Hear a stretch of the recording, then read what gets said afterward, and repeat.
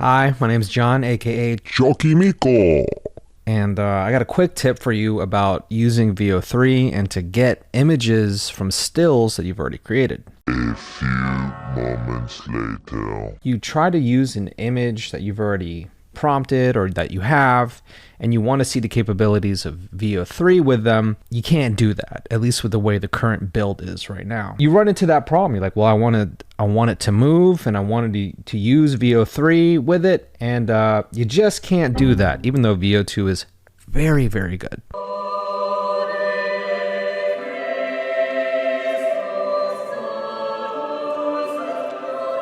So I was thinking about it, and I was wondering, I was like, okay, what's a workaround around that? How can I trick the system? And coincidentally, Google, with the package that you get, they kind of give you that capability. So my best advice, and what has worked for me some of the time, is this. What we're going to do, and I've already done this, you're going to take Gemini.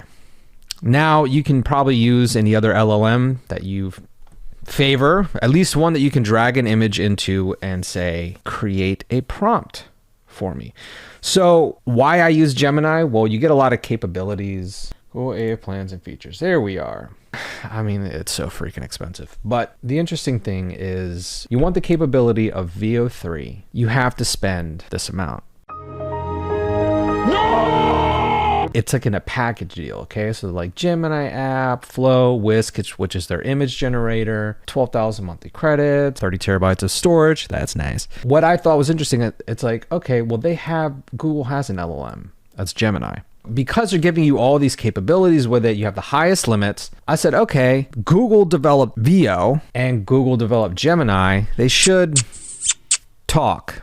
They should be friends. What I said was, okay, it probably knows how to speak VO more than I do.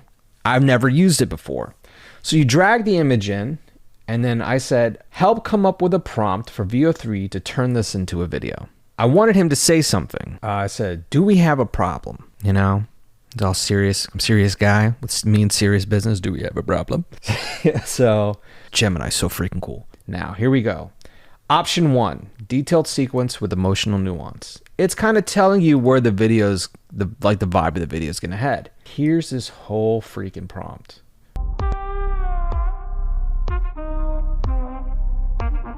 Option 2, focus on intimidation and directness. So it's going to have the same feel. And again, it's option 3, shorter, more enigmatic. And then all this cool details down here, key elements to guide VO3 for sigh and dialogue. But yeah, I mean, look at all these other things. It's like giving you insight on what else it could do.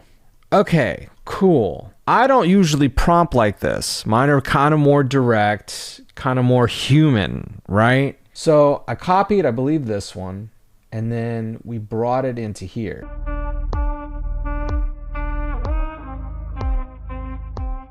This is the prompt that I used. Look at this big one.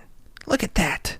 It's kind of showing me not just the amount of detail that it can take into account, but look at this, like asterisk, action sequence, action. You know, it's like I never knew you could break it down like this. It's very interesting how it can think. Look at that. Other subtle animations, eyes, hands, lighting. Let's see how the video actually turned out. This is from my image. If you look at it, it's square.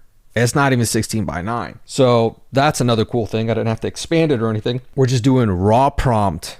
Gemini is analyzing it, spits this out. And granted, we have a little Star of David, but you can always adjust that later for whatever, you know. You can change it. I'm just saying this is just raw prompt into here. Here we go. Do we have a problem?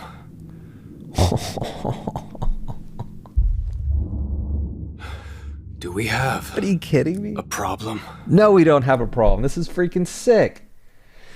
So yeah, kind of turned it into a little movie, a little serious moment. And look, it has like the esoteric backgrounds. I mean, even the other one, like It's a bunch of nonsense back here, but the feeling, the vibe, it's pretty close. Granted, he has the mouth thing. I didn't adjust it. I just copied and pasted it.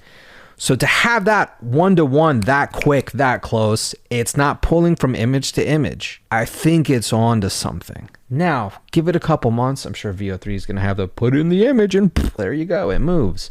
But this is a good way for right now to be able to get close. And not only that, you can start playing with it and starting to see how VO3 can think and what types of information you can input into it to get really specific effects. So yeah, that's all I got. If you enjoyed this information, please like and subscribe, and I'll make more videos on these things because I'm very into AI and just getting deeper and deeper every day. And yeah, thanks for watching.